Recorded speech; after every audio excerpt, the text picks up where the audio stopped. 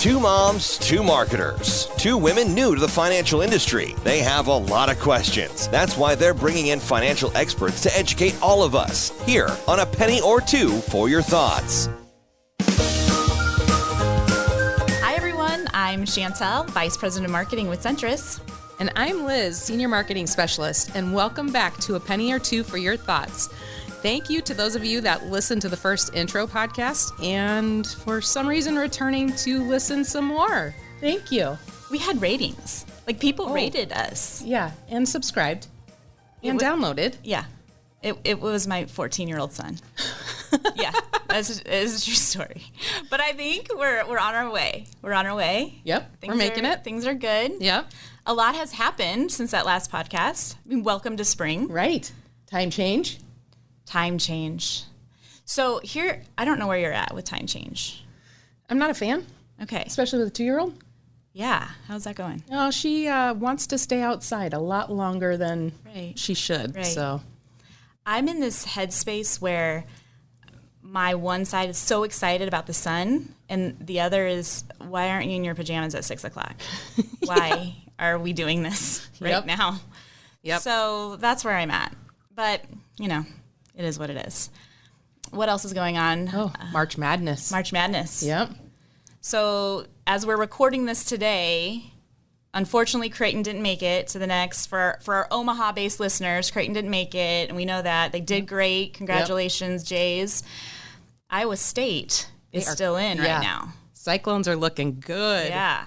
Speaking of cyclones, our guest today is a cyclone. She was an Iowa State grad. She started out in social work, and as I'm sure many people can attest, switched gears after school and went into more of a headhunting recruiting role. She wound up at Centris as a recruiter, and today she's our Chief Experience Officer. I'd like to welcome Ann Helm. Welcome. Thanks for joining us at A Penny or Two for Your Thoughts. Thanks, ladies, and go Cyclones. Woohoo! That's hard for me to say as a Husker fan, but I will say it today. Well, thank you. Go do it. Go Cyclones. You can do it. I did it. Dun, dun, dun, dun. Go Cyclones. Oh, wow. I married a Cyclone, so I am. you? Yeah, he kind of converted me a little bit. I mean, I'm still a Husker fan through and through, but when the Cyclones started looking really good in the football season, that was I know. a little bit easier. I haven't met your husband, but he's already my best friend. He would say the same about you. Oh, thank you. Because you both are Iowa State grads. So. Thank you. Quite a season they're having compared to last year. Yeah.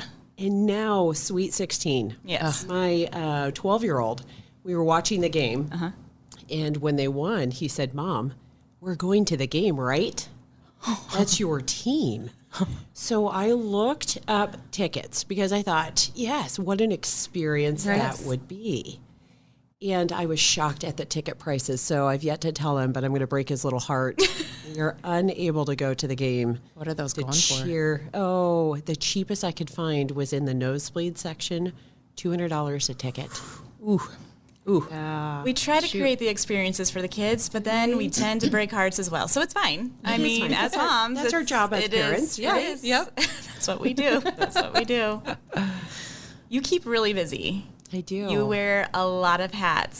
So talk us through a little bit where you're at right now at Centris and all the things that you have a lot of great things happening right now. I do. So I've been at Centris. This is hard to believe, hard to say. I've been at Centris for 20 years, so 2 decades. It is fantastic. Awesome. And I look back at my career with such joy, and I can honestly say I've had fun every single day. So I currently oversee our retail banking division, which is all of our branches, our call center. So when you need help and you call Centris, you call into our wonderful contact center. I oversee that division. Digital banking. So what in the heck is digital banking? So that is online and mobile banking and facilities and human resources and training. Don't forget training. So many different hats. So many different hats. Yeah. So you're a woman in this role that predominantly is a male-dominated financial institution. That's what we've kind of seen over the years. Yeah. But how have you kind of adjusted to that? You're a mom. We're talking to you as moms, wanting to learn more from you about that perspective. How do you manage that, adjust to that? Yeah, when I had my first kiddo, I had a great mentor in my life, and that was a gentleman that I eventually replaced him when he retired. He pulled me aside when I had my first kiddo, and he said, always keep your family as your priority. And it was really, really hard because at that time I was this up-and-coming individual, and I wanted to work my way up the corporate ladder. But it was those simple words, and I can't say that I've always won. It's a lot of balls to juggle in the air, and sometimes work has to win, and sometimes my family and my amazing husband, they have to win. And I'm so blessed to work for a company that affords me that opportunity. That, if your kiddos play sports, and sometimes these practices are right at 5 o'clock at night, or even 4:30, how in the heck are you supposed to get there and get your kids picked up and get them to the practice or the game on time? It's impossible unless you work for Centris.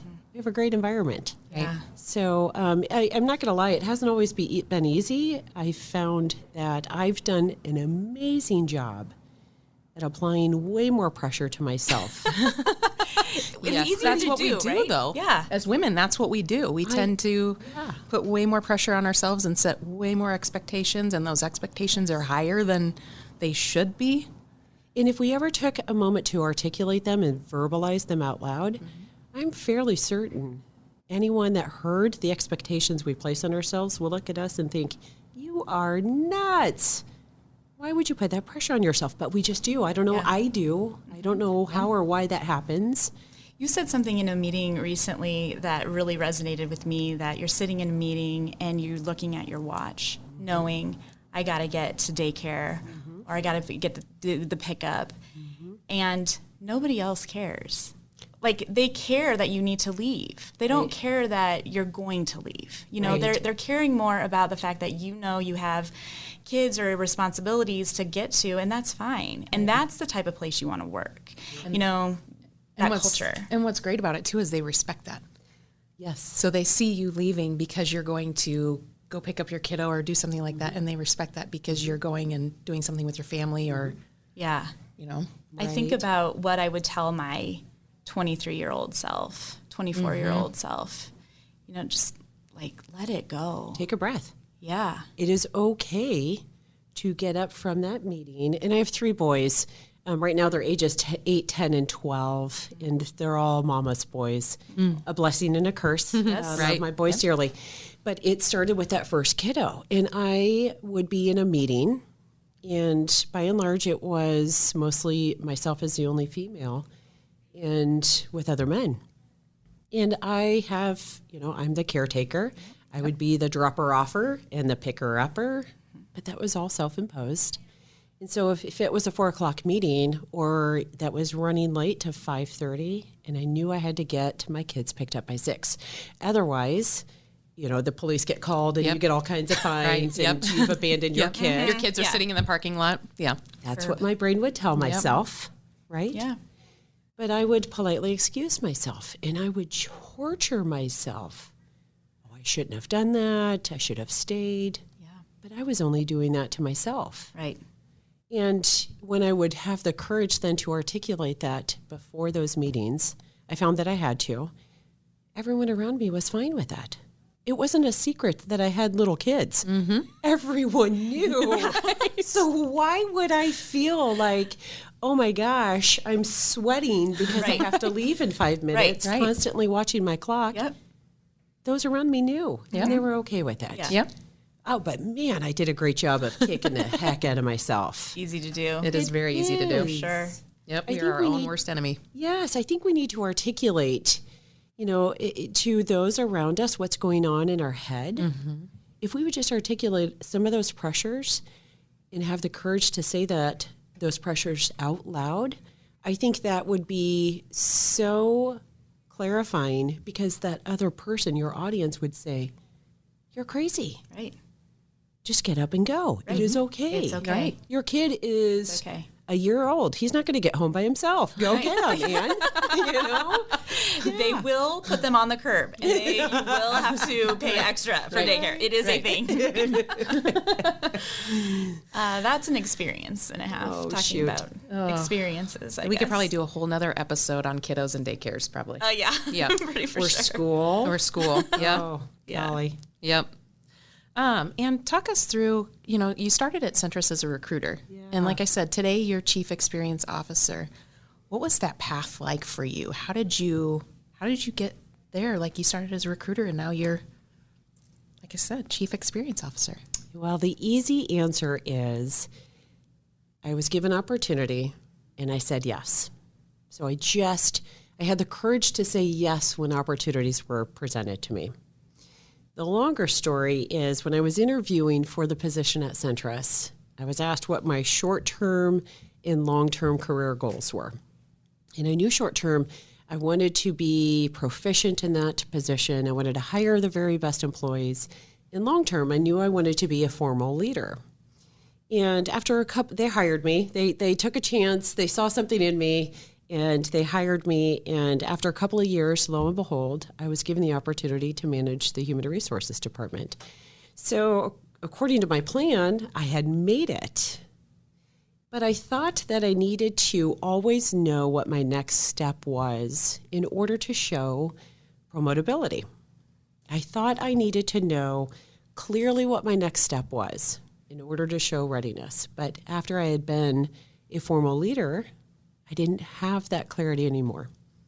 And I used to be embarrassed by it. For the first couple of years, when someone would ask me, what do you want to do? I would say, I just want to make a difference and I just want to have fun every day. Then eventually I had the courage to say, I'm not quite sure what that formal next step is, but I want to learn every day, I want to make a difference, and I want to have fun. And I did that. I learned every day, and that's something that personally is satisfying for me. And lo and behold, I kept being given more opportunity. And frankly, some of the opportunities, I remember I was on maternity leave with my second kiddo. And my boss at the time invited me out to lunch, and I thought, oh my gosh, this is so sweet. He wants to onboard me or re-engage me before I come back from maternity leave. So we're enjoying this beautiful lunch, and he announces that he's going to retire and that he wanted to offer me his position. And at the time, he was responsible for facilities. And without a moment's notice, I just said yes. I didn't know anything about facilities, but I just said yes. Mm-hmm. And I figured I'll figure it out. So I asked the gentleman, I said, how much time do I have with you when I come back from maternity leave and I have to wear non-elastic waistband pants again? Cruelest thing ever after having a baby. For sure. Yep. But he said, just about 2 weeks.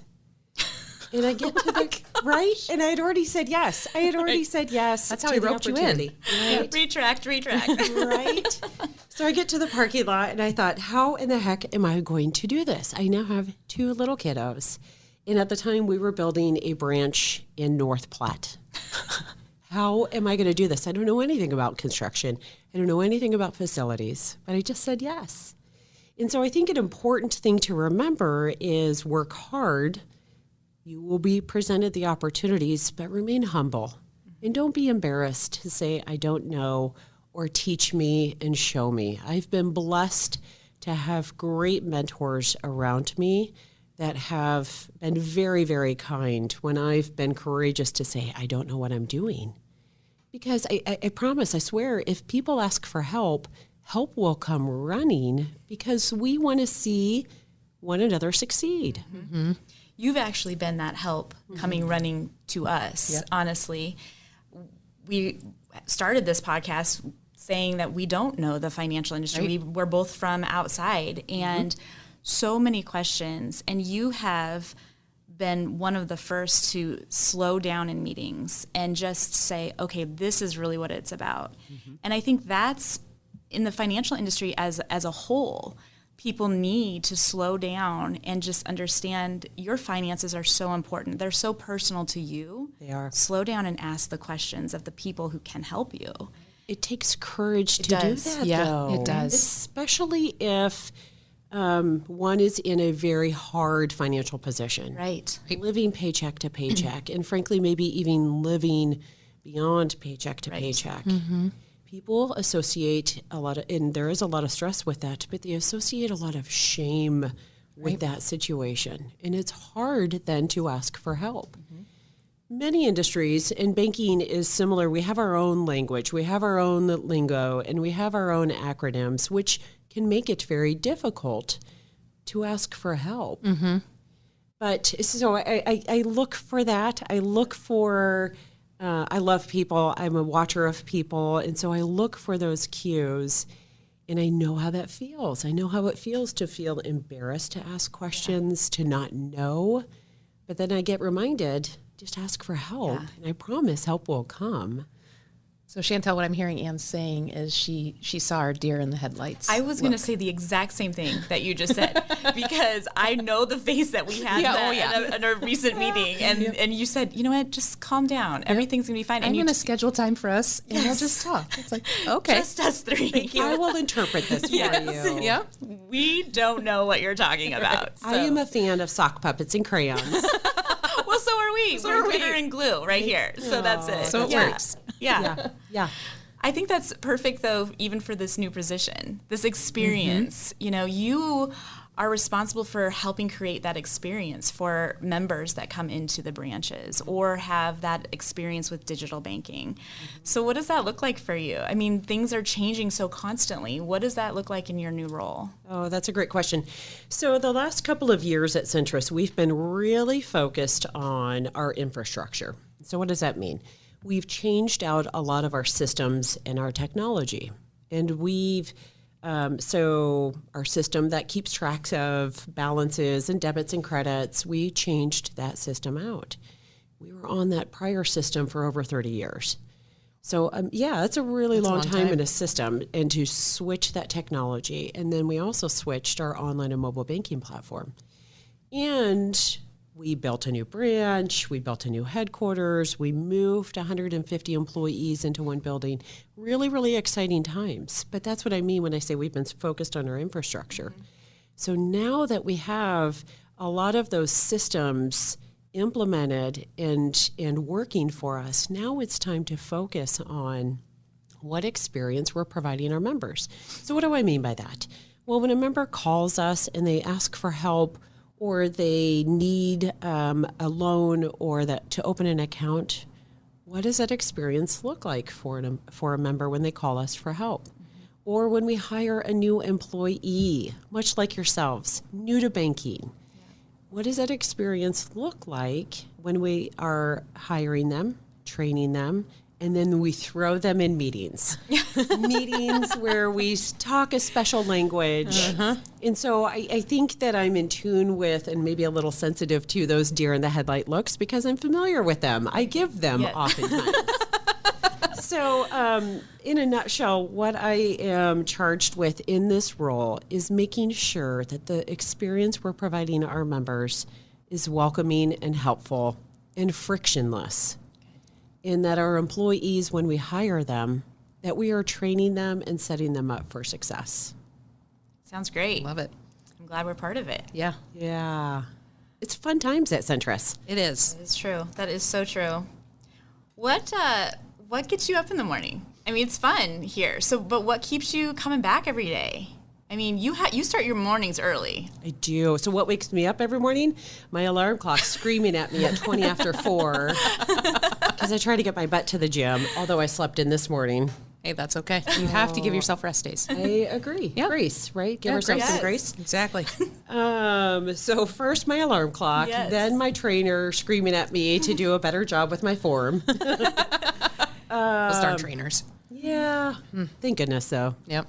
We need them. What makes me get up and go to work every day? Honestly, the great thing about Centris and being part of a credit union is that we're member owned. So every member, whether they have $5 in their account here with Centris or $500,000, they're our owners. And that's such a special clarity to have as a banking institution. We're not privately owned. We're not owned by our shareholders, meaning where we have to get them a certain return on their investment. So we have clarity from the word go, meaning we are owned by our members. So every member that calls us or comes into our branches or is using our online or mobile banking applications, they are our bosses. Mm-hmm. And it's fun to provide good, honest banking services to our members. I find that fun. I find it fun to be aligned with a company morally and ethically and work around some great people. I don't know how else to say it, and this may be a little casual, but Centris just has this density of really, really cool people that want to work hard, that want to win, and that want to do things the right way and have fun along the way. Yep. Who wouldn't be excited to come to work every day to make a difference? Right.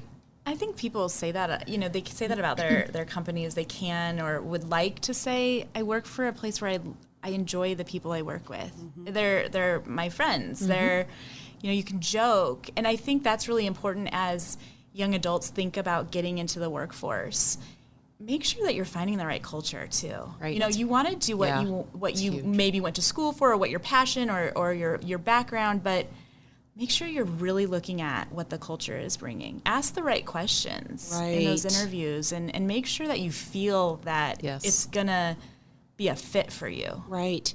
Well, we were talking to some people today in a meeting and kind of going around the room introducing ourselves because we were all kind of new to each other, and how'd you get to Centris? And I think everybody in that room said, I just really like the vibe here. So it's just, and I even felt that when I was interviewing, it's just that vibe that you could feel the culture, even in the interview process. Yeah. Mm-hmm. So we oftentimes hear from our new employees, even when they're interviewing, and then the honeymoon phase, right? Those first few weeks. And their feedback is always that everyone is so nice and so helpful. Then naturally, I think people expect that honeymoon phase to sort of fade away. Mm-hmm. But when I see those new employees either coming back for more training or they've been promoted and they're coming back for their next positions training, and they say, no, really, everyone is still really nice. Yeah.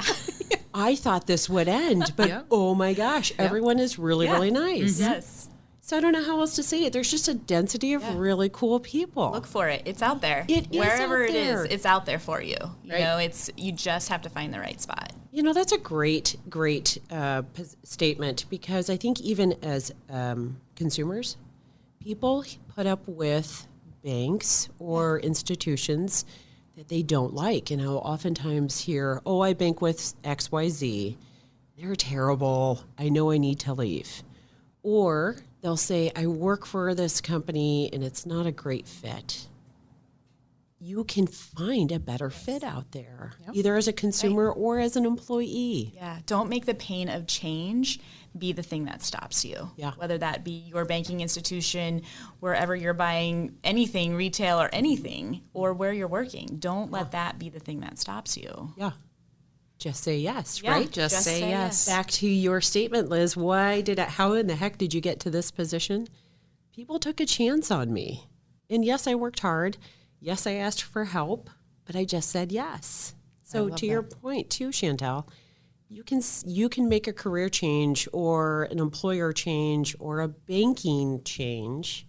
Just say yes. Yes, absolutely.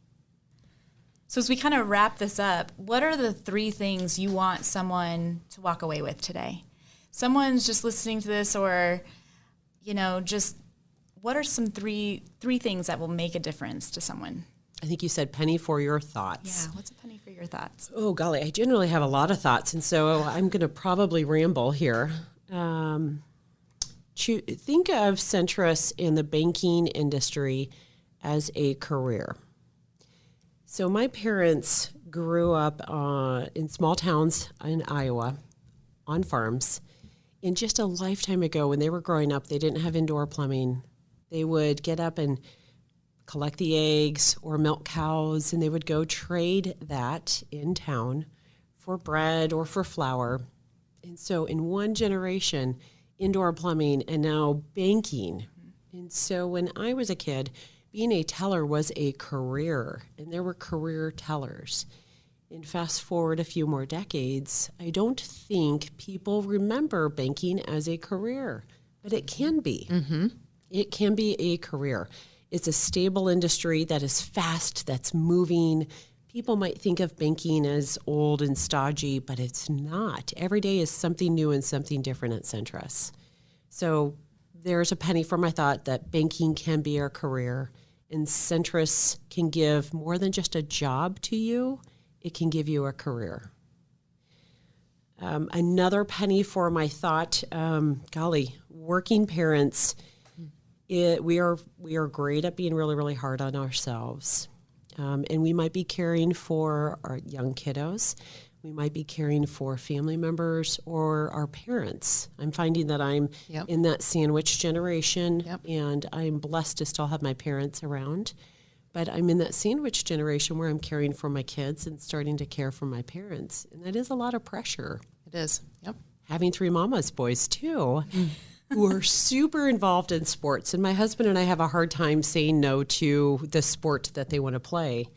It's possible. It's possible to balance a career and home life. Is it easy? No. But be graceful with ourselves. And that's really, really hard. And I'm still working on that. Well, and you made a good statement the other day about how your job might win. You yourself might win. Your kids might win. Your husband might win.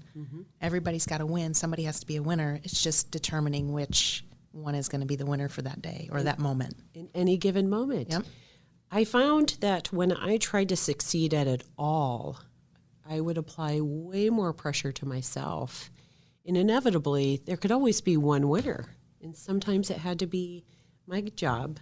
So my husband would have to tag in, and he would have to be the parent for the evening. Or sometimes my kiddos would have to win because they have to be at a practice at 5 o'clock at night. Or sometimes I just needed to win, and maybe I took a day off and exercise some personal care. So it is a constant juggling act, and it is okay that one of those is going to win at any given time. But me trying to work hard that they all succeed on every single day in every moment was more pressure than I could ever apply to myself. Right. And frankly, I was burning myself out. Yep.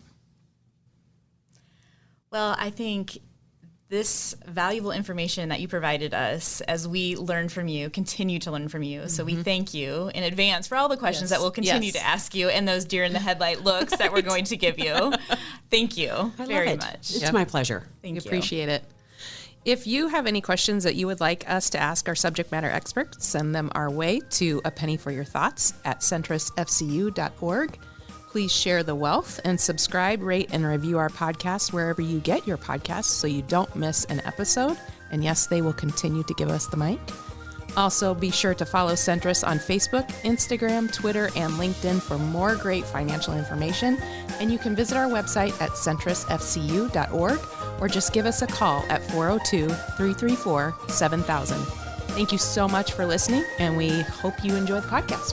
Thanks, everyone.